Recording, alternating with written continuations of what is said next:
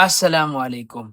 Ano ba ang magandang benepisyo sa pag-voluntary surrender kaysa mahuli sa labas o checkpoint?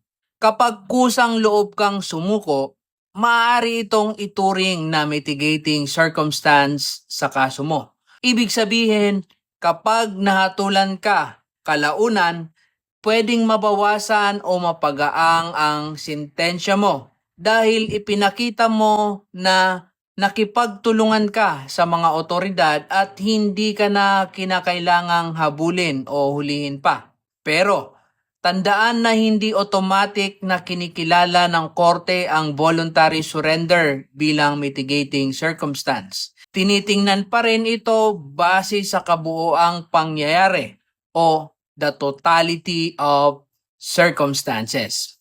May natutunan ka na naman ba ngayong araw? I-like, i-share at i-comment ang inyong tanong.